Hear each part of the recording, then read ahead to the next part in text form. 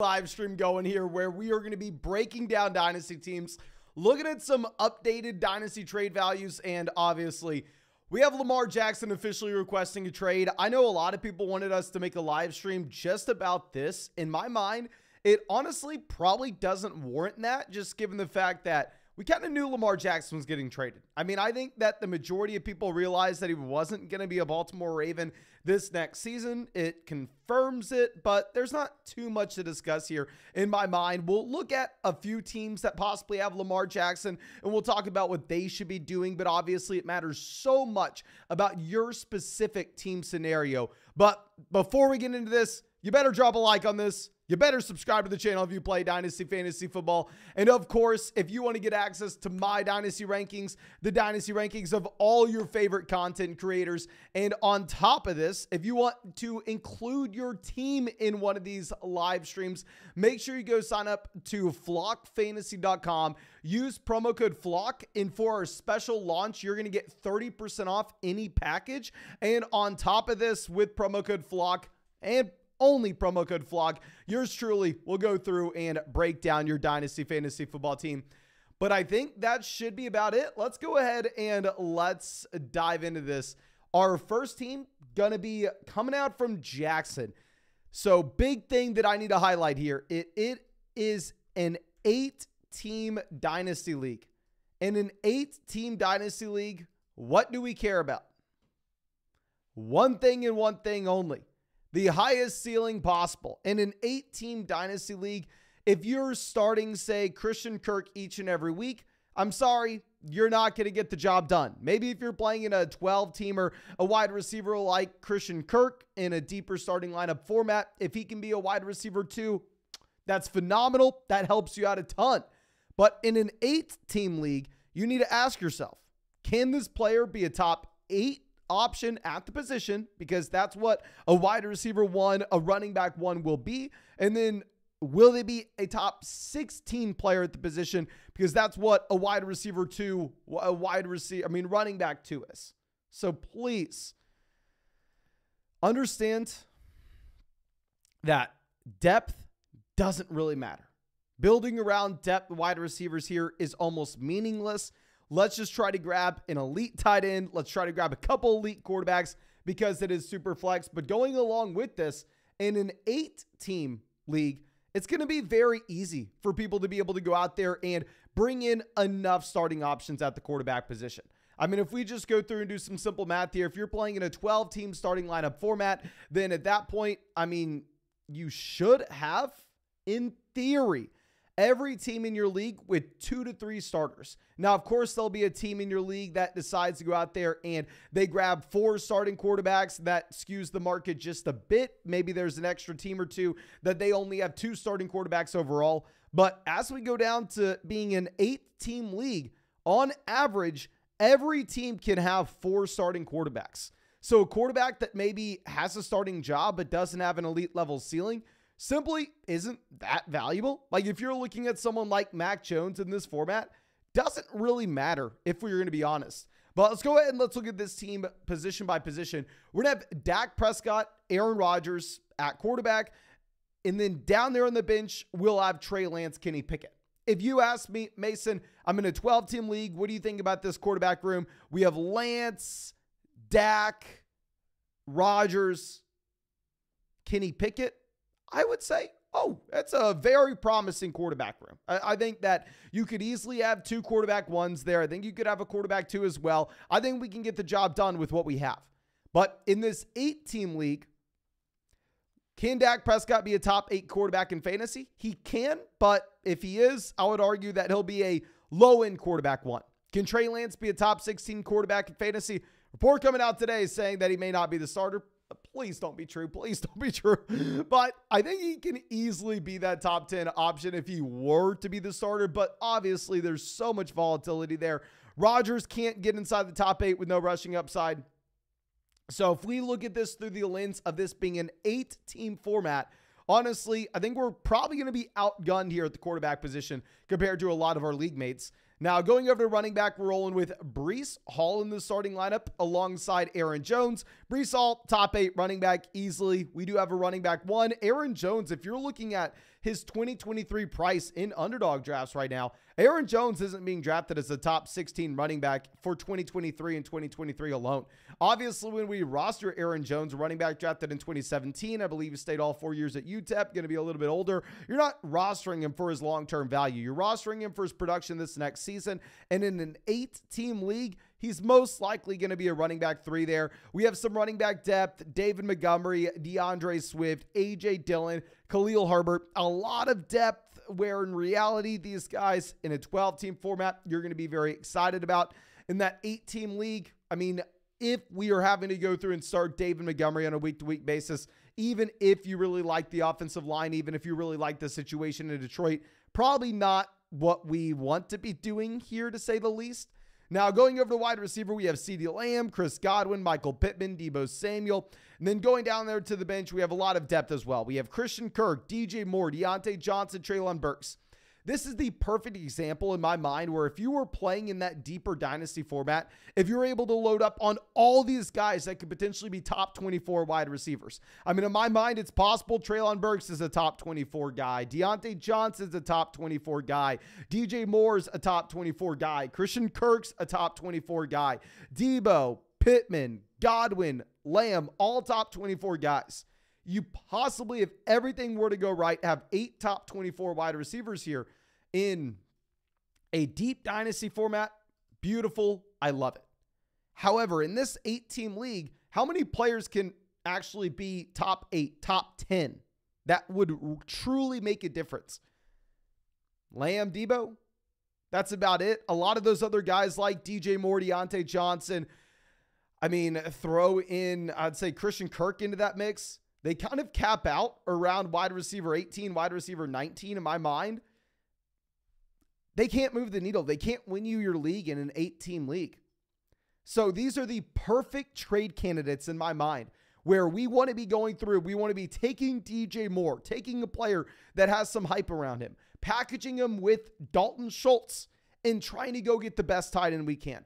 Go try to trade DJ Moore, a depth wide receiver here that in this format in particular really isn't going to move the needle, and go get that tight end that can be a difference maker, that can maybe average 3 to 4 points per game more than Dalton Schultz this next season. And in my mind, have some more longevity at the same time. So definitely, I want to be trying to package a depth wide receiver for that tight end upgrade. And I would also love to do it at quarterback. I mean, if we could go through and package together, say Aaron Rodgers and then Treylon Burks, or Aaron Rodgers and Christian Kirk, and go get a marginal upgrade at the quarterback position as well, I would love it, specifically because it's an 8-team league. I am every single time going into a trade with the mindset that I want to be making a 2-for-1 deal here. I want to be giving up the depth. I want to be getting the best player in return, because even if we were to go do that a couple times, how many players on the bench right now are startable? Baker Mayfield, probably startable. Lance, probably startable. Pickett, probably startable.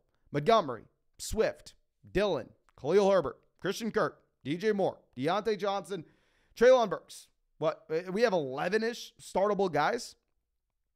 We can't afford to go through, and we can afford to sacrifice all the depth to try to upgrade the starting lineup. Going down there to the bench, I mean, we have the 105. 105 will put us in a range where, honestly, because this is an 8-team league, those teams at the very top probably aren't really going to need to go out of their way and take Young, Stroud, Richardson locked in 2 through 4 as they would in a 12-team Superflex league. So there's a chance that we end up looking at a quarterback there. There's a chance that you have Jahmyr Gibbs, Jackson Smith, and Jigba. I would say overall, with that selection, we just need to be really flexible. I can't even say if Stroud falls at the 105, he's a must draft in this Superflex league, because it's an 8-team Superflex league. Like we discussed, on average, every team in this league will have 4 starting NFL quarterbacks. So the supply and demand ratio at the quarterback position is just completely skewed here compared to this being that 12-team format. We have loaded up on a bunch of extra second-round picks in 2024 as well. Now, with these 2024 second-rounders, we have to remember, because this is an 8-team league, every one of those picks is inherently going to be 4 picks higher. So if you have the 201 in an 8-team league, in reality, that's not the 13th overall pick. That's the 9th overall pick. So those second round picks sound like there's something that's great to have this next season. But if we're going to be fair to go along with this at the same time, we would say that a lot of those players that are going to be around pick 10, 11, 12, in reality, they're probably not going to be making a difference here. And if we can continue to go through and use those picks to upgrade in the starting lineup, where we know that they're going to be relatively decent options off the waiver wire to backfill when we make those 2-for-1, 3-for-1 deals, love it. But thank you again, my friend, for being a member of the flock and supporting the channel. I really hope that this was able to help you out a bit. I understand that we were kind of saying the same thing over and over and over again and maybe got a little bit annoying. I completely understand that, but I really wanted to just drive it home that we need to be selling depth. We need to be going and getting the best player that we can. But let's dive into the next team that we have here. And before we move on, of course, if there's anything I can do for you, if there's any way the developers and I can improve flockfantasy.com, regardless of what it is, please reach out to me. I'd love to get working on that for you, or at least send it over to the developers, get their opinion on if it's possible, how much time it would take, and try to get some of your ideas implemented. Please let me know what you want, my friend. But thank you again for everything. And let's go ahead and let's dive into our next team here. This one going to be Moist Moors. It is a 10-team Superflex PPR league, 6 points per touchdown. I don't know if you're saying passing TD here. I mean, I think 99% of them will be 6 points per touchdown. I feel like we're in a good position, but I want to know if I should be consolidating any of my assets and who should we aim for? Or should we just chill for now? I have another person in the league who's trying to trade me the 101 for some combination of Waddle, the 105, and 106. I tried to implement other pieces for him, but he won't go. What would you offer in this situation? Who do you think is fair? If you could include a link to the feedback in the message, that'd be fantastic. Otherwise, I don't mind the media make a cursing. Oh yeah, real quick side note for anybody who submits their team here on flockfantasy.com. Essentially, the second that I break this down, whether it's a personalized podcast or in the live stream, you will get an immediate DM from me with the exact link to where it is, saying this is the exact time I cover your team. Yeah, do not be worried about me covering your team and not seeing it, my friend. You will get that DM through Discord immediately. But anyway, let's first look at the team, then we're going to revisit that deal for the 101. So initially pulling up this team, I do want to highlight it's going to be that 10-team format where initially I like the idea of going through and possibly moving for the 101. I mean, if we're going to be looking at the total number of starters here, you have 10 players being started in that 10-team league. So 100 total we are going to be looking at. Depth isn't going to be too important. Of course, it's not as skewed as the 8-team league that we just got done looking at previous to this. But I mean, regardless, I always like the idea of going out there and trying to trade for the best asset available in this kind of league. But anyway, if we're going to be diving into this, at quarterback, we have Deshaun Watson, Dak Prescott. Hell, I think Deshaun Watson's a top 10 quarterback in Dynasty relatively easily. I think Dak Prescott's a top 20 quarterback. So I'm very happy with where we sit at the quarterback position. I think at minimum, we have a QB1 and a QB2 here. I mean, going through and looking at the bench, not too much to be discussing. I mean, we're sitting with Tannehill, Baker Mayfield, Davis Mills. So we'll probably have someone to start, but nobody that we're too excited about. It doesn't matter too much, though. Now, going over to RB, we are rolling with Dameon Pierce, who in my mind is honestly kind of becoming a value. I know that it sounds like I'm just flip-flopping, that yes, we are saying, oh, sell Dameon Pierce, sell Dameon Pierce. NFL teams don't value their day 3 draft picks. They're quick to replace them. Go sell Dameon Pierce in the middle of the season for a 2023 first. And now we're seeing that everybody has that same take. Nobody thinks Dameon Pierce is safe. They just added in Devin Singletary as the backup running back there, and now you're seeing Dameon Pierce fall to the 7th round in redraft leagues. I actually think Dameon Pierce may be becoming a value at this point, which is something that I never really expected to say.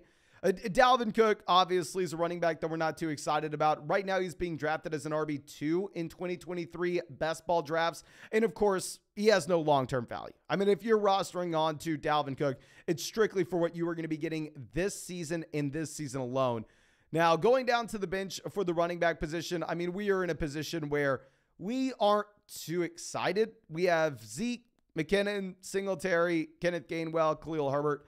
I mean, I'd imagine that we are never going to be in a position where we don't have anybody to start. Like, we'll be able to find someone to put in the starting lineup. But at the same time, I don't know if we'll ever feel optimistic about that guy we're plugging in if he's coming from the bench. Running back's definitely a position I think that we should go ahead and try to upgrade if we can. And like you said, you have the potential deal where we can go out there and get Bijan Robinson, which we'll address in a bit.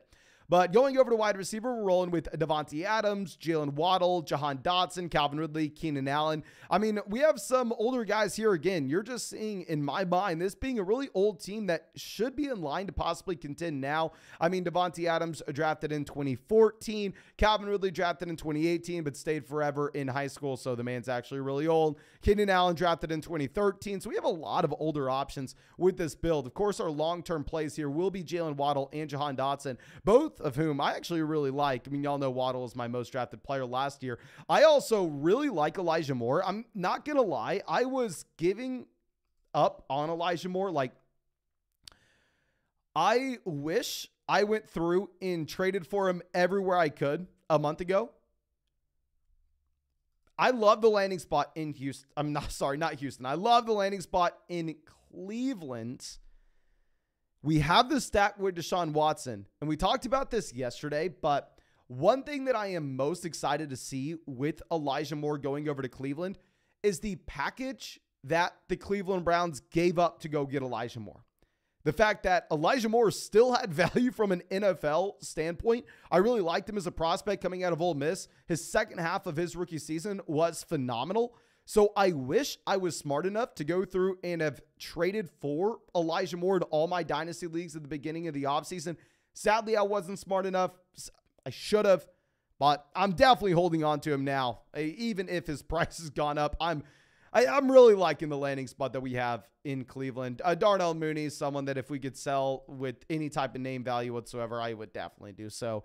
Going over to tight end, I'm completely fine going after the older guy. Evan Ingram drafted 2017, but I mean, this is a tight end that really broke out at the end of last season. Calvin Ridley going over to Jacksonville, in my mind, will change the way that these players are deployed overall, where I think you should be a little bit less excited about Evan Ingram compared to where he finished at the end of this past season. But just because we're a little less excited doesn't mean you shouldn't be excited in general. I think that Evan Ingram will be great. I just don't think he'll be the top three tight end as he was at the end of last season. I think he can be a mid tight end one.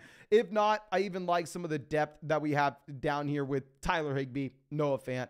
Tight end, I'm not too worried about. Of course, we can always go address the position and bring in another cheap veteran, similar to how I'm assuming you brought in Evan Ingram last year. But let's go over and let's look at the rookie picks. Now, the deal you were saying is on the table for us is to move Jalen Waddle in some combination of the 105, 106 for the 101. If we had to move all three pieces for the 101, aka Bijan Robinson, it would be horrendous. I would hate it.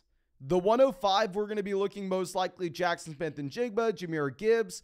106, we're going to be getting the other guy, possibly Will Levis. The reason I'm moving Will Levis down just a bit is this is a 10-team Superflex league, not a 12-team Superflex league. But regardless, would I rather have Jalen Waddle, Jackson Smith-Njigba, Jahmyr Gibbs, or Bijan Robinson? I'm going to go with the trio of three players, even in a 10-team league. Now, the real question is, what would we do if we are looking at a scenario where we can trade the 105 and Jalen Waddle for the 101? So at that point, say we're trading away Jalen Waddle, Jahmyr Gibbs for Bijan Robinson. Now, what I really want is for the 150 people that we have out here, please go to the live chat. Let me know right now. What would you rather have? Would you rather have Bijan Robinson or Jalen Waddle and Jackson Smith-Njigba? We can pull this team back up. I think this team is honestly, for a 10-team league, kind of in the middle of the road. I don't necessarily think adding in Bijan Robinson at that price point all of a sudden makes us the best team in the league, that we're guaranteed to win this next season. Clearly, this is a team that could use to add in that 3-down bell cow running back at the very top, but I don't necessarily know if it's going to make us win the league by any stretch. Okay, but looks like we have Gabriel says Waddle, JSN, Ben says Waddle. Mario, Waddle, JSN. Dylan says Waddle as well. So yeah, it looks like any combination then of that 105 and Jalen Waddle or 106 and Jalen Waddle would be too much to move for Bijan Robinson. I mean, if we were to go through and try to come up with a different play that you could possibly make, maybe if you wanted to go ahead and try to trade Jalen Waddle and Dalvin Cook and go get the 101, I would really like that. I would really encourage that. If you wanted to go through and try to trade Jalen Waddle and instead maybe Khalil Herbert, Jalen Waddle, and I mean, I know we just got done talking about the fact that we liked him, but Elijah Moore, if the value's there, Jalen Waddle, and then throw in a couple crap pieces, a Darnell Mooney, the 208, 303, 506. Hey, just see if we can go get the 101 that way. I would like that move as well. But yeah, I kind of agree. I think going through and selling Waddle and then also one of those other top tier rookies in this year's class, it's probably a little bit too much to go down and consolidate specifically to Bijan. I like the idea of consolidating a bit with this team, looking at this bench where I feel like we have a whole lot of names and not necessarily a ton of players that are going to make an actual difference in a 10-team league this next season.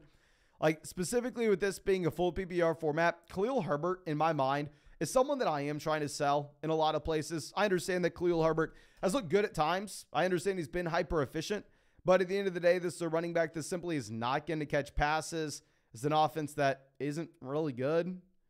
And there are a million Chicago Bears fans in pretty much every single league that I feel like we could get a decent price point on Khalil Herbert for. So if we wanted to go through and sell Khalil Herbert in that Waddle deal to try to go get Bijan, I think that makes sense. But I think that should be it overall for this team. Thank you again so much, my friend, for being a member of the flock and supporting the channel. I really hope that this was able to help you out. I really hope that you were able to get something from it. And as always, if there's anything I can do for you, do not hesitate. Reach out to me immediately, and I'd be happy to get it done, or at least sent over to the developers to see if it's a possibility of us doing. But let's pull up our next team here.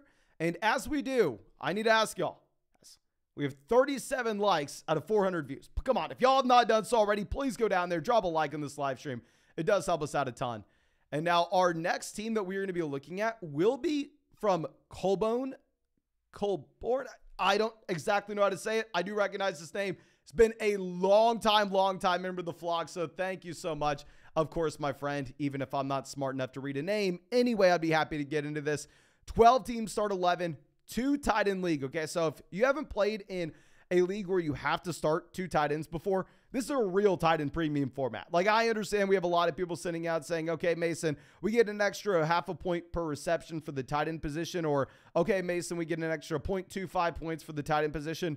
In my mind, that's not necessarily true tight end premium, but once you have to start 2 tight ends, and it's already so hard to find one tight end that's actually going to be productive, this makes it a true tight end premium format. So I'm going to be very excited to look into this. I can see already that we have some trash tight ends. But anyway, want to get the 104 for Jackson Smith-Njigba. It is a super flex league. Want to add some tight ends in the draft. Based on the lack of trade/activity/willingness, draft is a huge opportunity to reinforce my cornerstone assets with Bijan Robinson, CJ Stroud, and Bryce Young. Okay, so we're going to be in a very good situation with these rookies. All right, so let's go ahead and let's pull up what we have position by position here. Starting off at quarterback, we're going to be rolling with Justin Fields.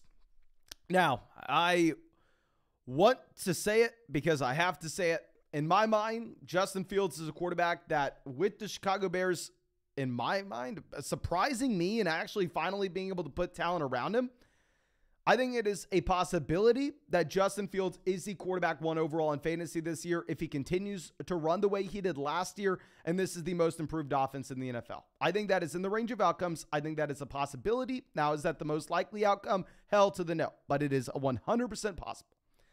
Now, I also think that it is 100% possible that the Chicago Bears are not the most improved offense in the NFL, that they were the worst passing offense in modern NFL history last season, that either they earn a top 5 pick or the Carolina Panthers give them a top 5 pick in the 2024 draft and the Chicago Bears go out there and draft a QB. I honestly think both things are possible, very similar to Trey Lance, someone I love. I think it's a possibility Lance is a top 3 quarterback overall in fantasy this next year if he somehow A, wins the job, and B, stays healthy with all the rushing upside in the world in a phenomenal situation.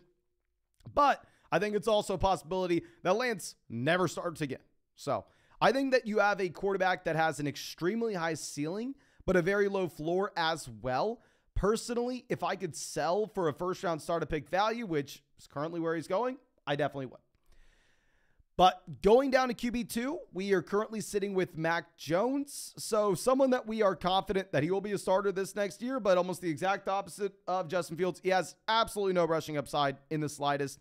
Now we have the 101, 102, 103. So you already said 102, 103. We are going to be coming away with CJ Stroud and Bryce Young. I mean, I think that dependent on landing spot for all these guys and draft capital, that Anthony Richardson should maybe be in the mix. As of now, I do have Stroud and Young ranked at 2 and 3, but I'm not going to be locking that in until we actually see the NFL draft. And once we actually get a sense of where these quarterbacks are going, what NFL talent evaluators thought of them, and then maybe we can commit at that point. Regardless, I really like the plan bringing in 2 quarterbacks there. And I think once we have Justin Fields, CJ Stroud, Bryce Young, and Mac Jones, our quarterback position will be phenomenal.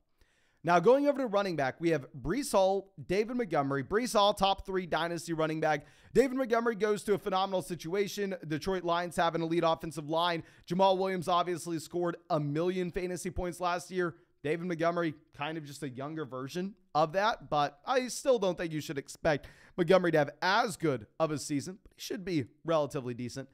Now, going down to the depth, we really don't have much depth at all at running back, but what we do have, the 101. So because we have the 101, we're going to be able to bring in Bijan Robinson. We'll be able to have the number 1 and number 2 overall running backs in Dynasty with Bijan and Breece Hall. David Montgomery as an RB3 is more than enough depth. I really like that situation.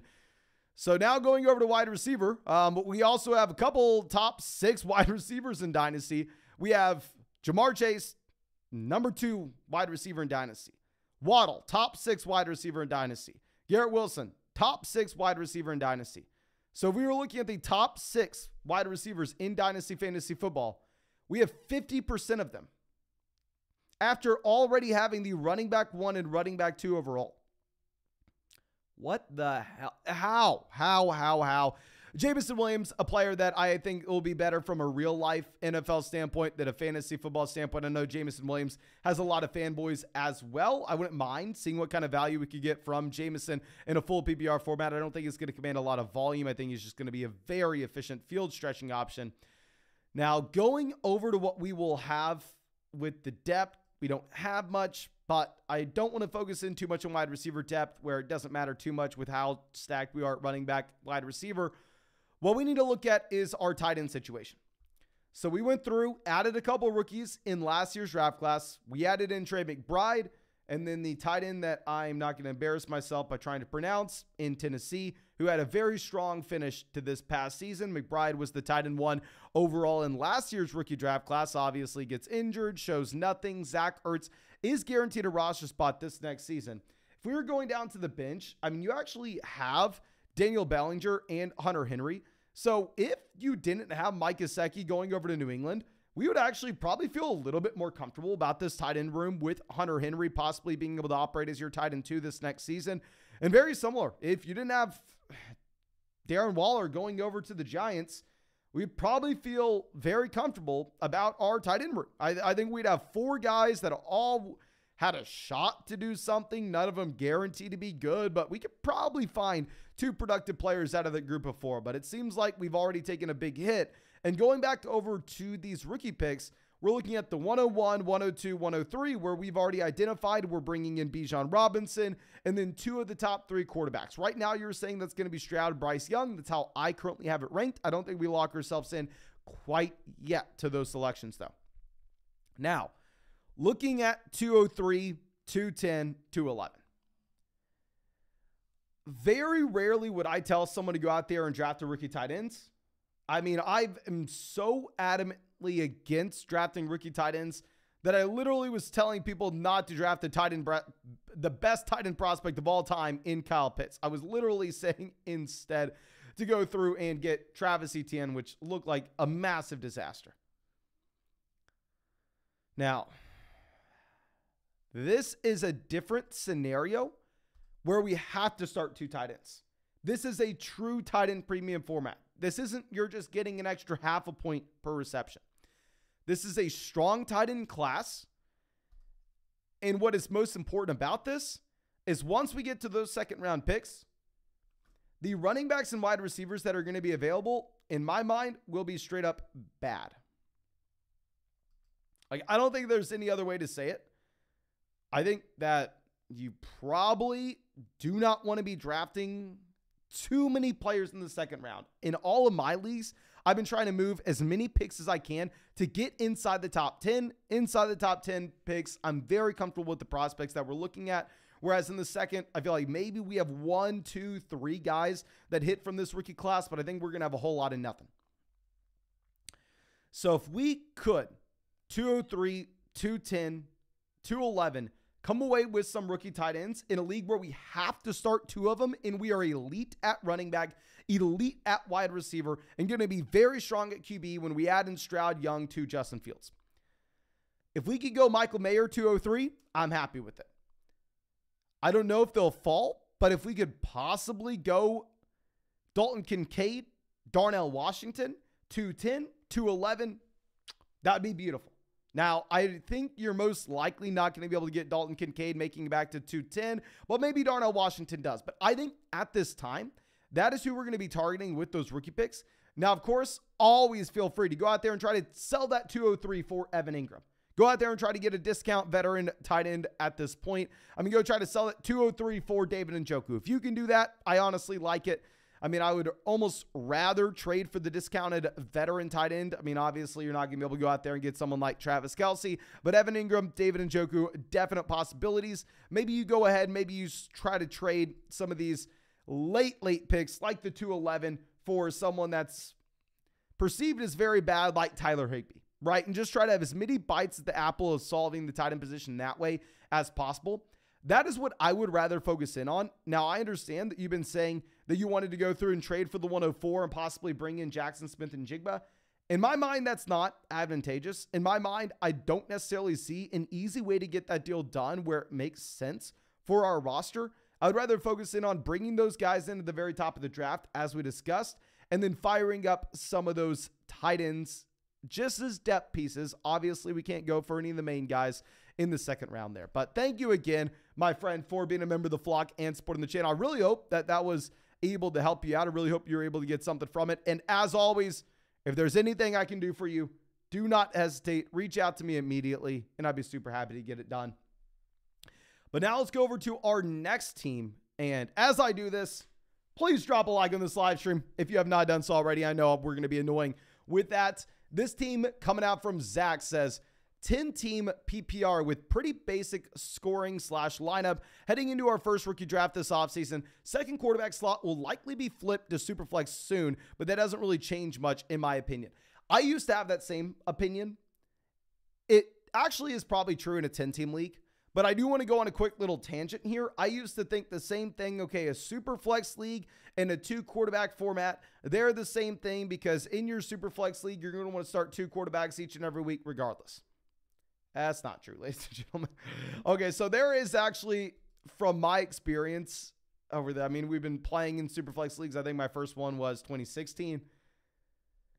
Since 2016, I've noticed that, yeah, it does play differently in terms of it being Superflex or 2 quarterback when you have a minimum of 12 teams. Now, if you're going to be playing in a league where you only have 10 teams, everybody's going to have enough quarterbacks anyway, so you're right. It doesn't make a big difference. But in that 12-teamer, it actually will, in my mind. I used to think it didn't, but I've changed my mind on that format. I've changed my mind on that. But anyway, thinking about packaging, Devontae was something to try to get into the top 4 to 5 picks for a quarterback. Also, we have another possible deal in the works, Adams and Derek Carr for Deshaun Watson. That is the deal we want. If we can go trade Devontae Adams and Derek Carr for Deshaun Watson, regardless of if it's super flex, 2 QB, tomato, we go ahead and we get that deal done immediately. And just to go through and pull this up, see, I mean, how much we'd add in. I would say if he's on the fence, go, hell, I'll throw you in my 3rd round pick. Take the 307. If he goes, oh, okay, well, that's actually pretty close. Can I take the 2nd instead of the 3rd? You say yes, send it over. I would trade Adams, Carr, and that 2nd round pick for Deshaun Watson. I would love that. But you said, I'm an Eagles fan interested in Rashad Penny. Otherwise, not really sure what direction to go with our running back room after all the free agent movement. Okay, so I will say, I've been a Rashad Penny fan for quite some time. I actually whiffed on Rashad Penny coming out of San Diego State in 2018. If you look at our running back model with the key boxes that we check, Rashad Penny has the highest score of any running back bust that we have. Went in the 1st round. Great athlete. 3-down bell cow size. And caught the ball at San Diego State. Rashad Penny checked every single box for me. Now, the issue with Rashad Penny, in my mind, throughout his entire NFL career, has never been his talent. In my mind, the issue with Rashad Penny is just the inability to stay healthy. If we're also looking at the contract that he got to go over to the Philadelphia Eagles, even if it's a natural fit on paper, they pay him nothing. He has no guaranteed money, essentially. If we can go through and find an Eagles fan in our league and flip Rashad Penny, I'm fine doing it, even if historically I've been a big Rashad Penny fan. Now, let's go over and let's look at the scoring real quick. You said it was pretty basic, but just to be sure here, just to be sure. Okay. Yeah, it's super basic. You're right. I mean, in my mind, this is the most basic in terms of league settings. Don't need to discuss that at all. Let's go ahead and let's look at the starting lineup here. We're going to be starting 2 QBs, 2 running backs, 2 wide receivers, a tight end, and 2 flexes. Doesn't really matter if this QB spot switched to super flex. We're going to look at it the same way. So if we're going to be looking at this, we're starting 9 players in a 10-team league. So 90 total starters across the entire league. Now, I'm not counting kicker. I don't think we should. But anyway, 90 total starters across the entire league. This tells me we want an elite ceiling with everybody we go after. I don't really care about depth here. Quarterback, we have Justin Herbert, Derek Carr. We already talked about the Derek Carr, Deshaun Watson trade, which I would love. Go sell Adams, the 2nd rounder, Derek Carr, throw the 3rd rounder as well. Throw everything into that Deshaun Watson deal. But down there on the bench, we're going to have Jacoby Brissett, Mike White, Brock Purdy. So sounds like Brock Purdy, based on reports today, may be the starting quarterback for the San Francisco 49ers. Now, of course, I am hoping that's not the case for the sake of all my Trey Lance shares, but very easily it could be the reality we're living in, and I could be living in hell. But anyway, I think we are fine at quarterback with this being a 10-team league. In a 12-team league, it would be much more difficult to go out of our way and for us to actually find a solution for a quarterback 3. But if we look at the supply and demand ratio in that 10-team league, on average, everybody should have 3 to 4 starting quarterbacks. In the 12-team league, everybody should have 2 to 3. In that 10-team league, everybody should have 3 to 4. It makes a pretty big difference. So I would say, I know you're wanting to trade up to pick 4, pick 5, and go get a quarterback, which makes a lot of sense. I don't think we need to do that just yet because we have that 107. And in my experience seeing 10-team dynasty leagues, I am not going to be surprised at all when Will Levis is available to you at pick 7. In my mind, that's almost the expectation. So I wouldn't be trying to trade up now. If we get to our rookie draft and then all of a sudden we have, say, I don't know, how do I put this? The team at 5 taking Levis, and then we are going to be looking at JSN Jahmyr Gibbs. Then at that point, if you wanted to try to move off the 107 and go try to get Bryce Young, CJ Stroud, Richardson, Will Levis, whoever it may be, you can put out feelers then. But I don't want to make an unnecessary trade at this point when we may very easily have that quarterback falling to us in that 10-team league. Now, going over to RB, we have Josh Jacobs, Miles Sanders. I mean, obviously, two guys that will forever be compared to each other in that 2019 draft class. But, I mean, running backs that project to have starting jobs this next season. I think you have a running back 1, running back 2 here, and we can be comfortable about that.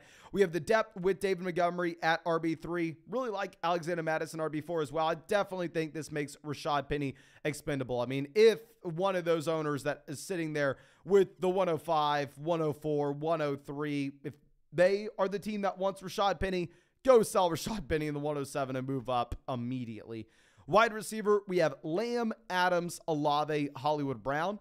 Going down to the bench, we have Rashad Bateman as well. I mean, we really don't need to be addressing any more depth after this, especially when we're most likely going to be bringing in someone like Quentin Johnston at the 108. I think it's a very fine wide receiver room. There's not too much to discuss. I mean, if we're going to be looking at Rashad Bateman in particular, I don't necessarily think that the Lamar Jackson news impacts him one way or another. Now, of course, the Baltimore Ravens at this point look like we are most likely not going to have good quarterback play this next year.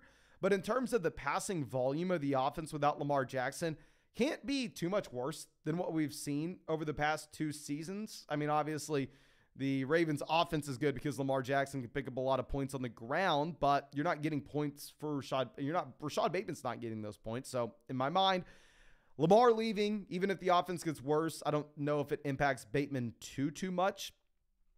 So I think it's a fine wide receiver room, and I think we would still have enough depth even if we were to make the Davante Adams trade. Now, tight end, George Kittle, completely fine with it. Kittle drafted 2017, but I mean, to be fair, he did stay a while at Iowa, so he's actually an older tight end. Like Njoku in that same draft class is actually way younger. Like, let me go ahead and let me pull this up just for fun. So David Njoku was the youngest tight end in that draft class. I don't want to say George Kittle was the oldest, but George Kittle was very old in that 2017 class. So you have George Kittle turning 30 this next season and David Njoku turning 27. So, I mean, I like what you have at tight end. There's not too much to be discussing here.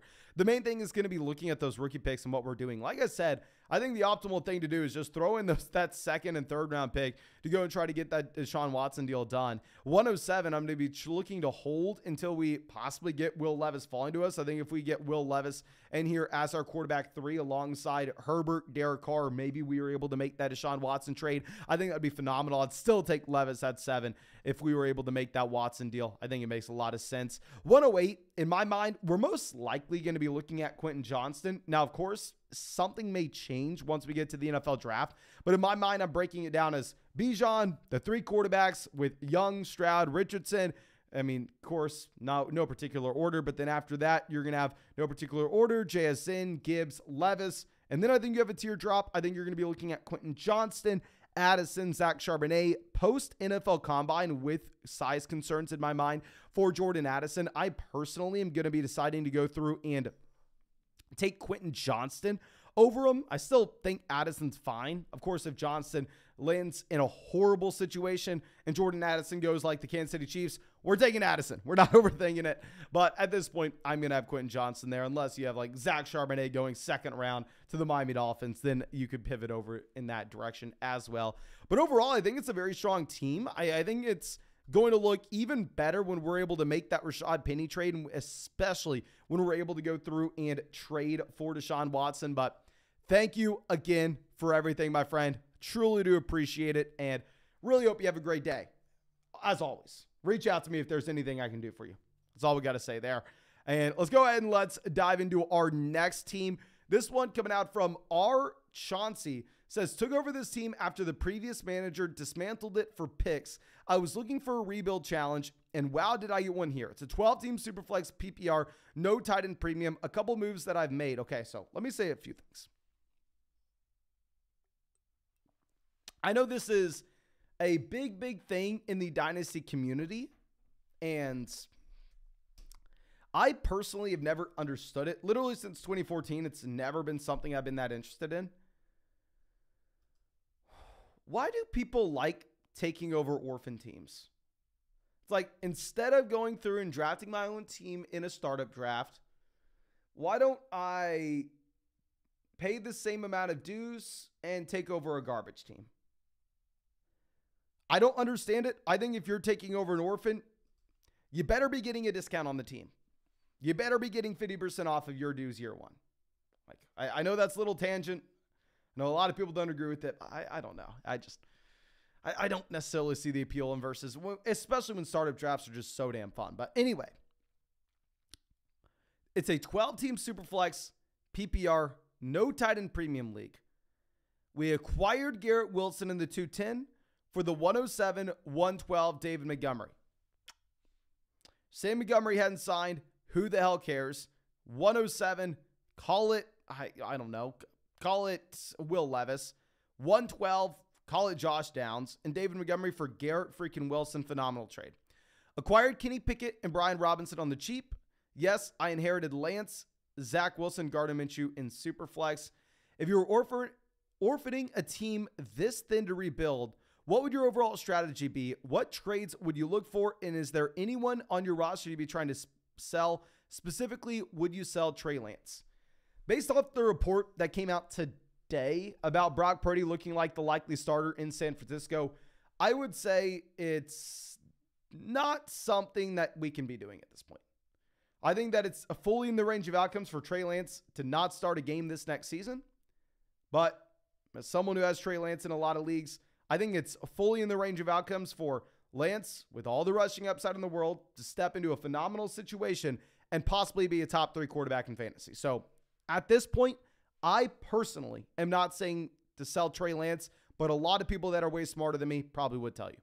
Says, thanks, Mason. I'm loving these team breakdowns. Feel free to use this on the YouTube channel. It's the rare team that isn't already great and isn't getting Bijan Robinson. Yeah, that is funny. Like every other team we look at here, it's just like some phenomenal roster that it's like, oh, okay, well, yeah, we have the best team in the league and we're adding in Bijan Robinson. What should we do? I'm like, okay, well, you're probably done it all, my friend.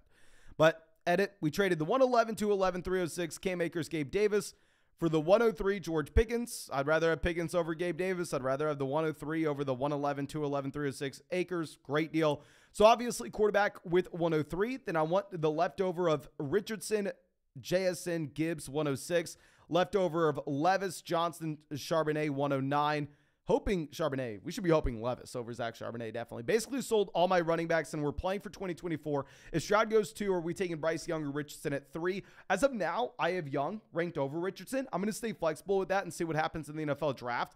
But let's go ahead and let's dive into this. So we are sitting with Lance Kenny Pickett at quarterback. We already talked a little bit about what we're doing here. Obviously, this is a team where we need quarterback help. It's not shown with this screenshot, but we are having the updated that we have the 103. I mean, with that 103, we are going to be trying to get whichever quarterback lands in the best situation with the most draft capital. Like, take Stroud, take Young, take Richardson. I honestly don't really care. I think it's up to you, my friend. Now, wide receiver, really, our cornerstone asset to build around is just going to be Garrett Wilson. I mean, we have Garrett Wilson, George Pickens not shown, but reality, there's not too much that we can even talk about here. I would say any veteran wide receiver that gets a bump, given positive news, someone like DJ Chark will be almost an immediate sell for me in this format. I would say DJ Chark, the perfect example, someone that goes out there and gets a pretty good landing spot, a team that definitely needs him. I mean, he only signs a 1-year deal. With Chark, what? He's a wide receiver 3 this next season. After that, God knows what he is. If we could go through and sell DJ Chark for a 2024 first on this clear rebuilding team, I would like it, because when we're clearly rebuilding, almost what I would want is for us to be able to go through and earn the 101 in 2024. These pieces that are going to give us production this season, but no long-term value, if anything, they just hurt our team, and I want them off the roster. Let's go sell DJ Chark and see if we can get a future second. Now, there's not too much else to discuss. If we can sell Darnell Mooney for a second-round pick, I'd do that. If we sell Osborne for a second-round pick, I'd do it. If we can sell Sky Moore for a second-round pick, I would do it, but it's much easier said than done. Now, going over to tight ends, we have Cole Kmet. I mean, we talked about this in a live stream the other day. Like, we always say you can't draft rookie tight ends because nobody's patient enough to let them actually develop, and everybody gives up on them before they get a fair shot. And we say that, well, I feel like I've given up on Cole Kmet without giving him a fair shot. Like, Cole Kmet's still very young. We shouldn't have expected him to go through and break out right away. So it's a little unfair in my mind for us to immediately give up on the man. I think Cole Kmet is obviously not someone that we want as a starting tight end, but in terms of the value that he adds to your roster, he's probably just a better off hold than anything. And then no depth at the tight end position either. But the entire story about this team is going to be what we're doing here, building around those key pieces. Let me remind everybody, our key pieces are going to be Trey Lance, Garrett Wilson, Jahan Dotson, George Pickens, not shown, and Kenny Pickett. Now we have the 103. We're bringing in that best quarterback. 106, we're going to be looking at that group of 3 guys. We're going to be looking at if Richardson falls to you. Oh my God, you're taking Anthony Richardson. I'll say don't rely on Anthony Richardson falling to you. I know you were saying we were kind of hoping for it, but in my mind, I think instead you're most likely going to be looking at Jackson Smith-Njigba, Jahmyr Gibbs, or Will Levis. You were telling us that you think there's a shot Levis falls to 9. If you think there's a shot Levis falls to 9, then at that point, I would go with whoever's left over between JSN or Jahmyr Gibbs, and then try to get Levis at 9. And then I know you were saying you were going to be looking for Zach Charbonnet there as well. Personally, I think before we see the landing spots, my plan A may actually end up being Quentin Johnston. Just because if we're looking at Quentin Johnston, this is a wide receiver that breaks out as a freshman, dominates from a market share perspective all 3 years there. He's a decent athlete. He's going to be a first-round draft pick, declares early for the NFL draft. He's not necessarily elite in any one thing in particular, but he does check literally every single box that we look for. So in my mind, probably someone that I'm going to go out there and I'm going to be drafting over Zach Charbonnet just because I feel like we don't really have any reason to be hesitant, if we'll be honest. But going over some more possible sells. We obviously already sold Akers. If we could sell Brian Robinson for future draft capital as well, I'd really like that. Like if we could go through and look at some of these second round picks that we have, maybe if we can find someone in our league that really likes Brian Robinson, sell Brian Robinson in the 206 for 2024 first. I think moves like that, specifically in a rebuilding team that has no plans on contending this upcoming season, it's really only upside. I mean, I don't necessarily see how a deal specifically that we just hit the reset button and we can find a pick that's anywhere from 1 to 12 doesn't work out for us. I mean, it would be different if we needed production this year, but production this year is the last thing that we want. But thank you again, my friend, for being a member of the flock and supporting the channel. I really hope that you were able to get something from this. I really hope that it was able to help you out a bit. And yeah, I think that we may call it here. I'm just debating. Do we get another draft going? I'm sorry. Do we get another breakdown going? No, I think we're going to call it here. We have a lot to do, but honestly, it's a lot easier for me to make these as personalized podcasts. So I think we're going to go through and run a couple of these as personalized podcasts so I can just relax a bit and not have to do a million things at once. But thank you so much for everybody who has hung out with us here all night. I'm sorry, not all night. That's a little early. But thank you so much for everybody who's hung out with us all stream. If you want to get your team broken down, of course, you can do so on flogfantasy.com. On flogfantasy.com, you also have access to all my dynasty rankings, all the dynasty rankings of your favorite creators, all of your favorite creators' articles, bonus videos, bonus live streams. Get access to everything there. But thank you so much. I appreciate you. Really hope you have a great day and really hope you get to see you with the video tomorrow.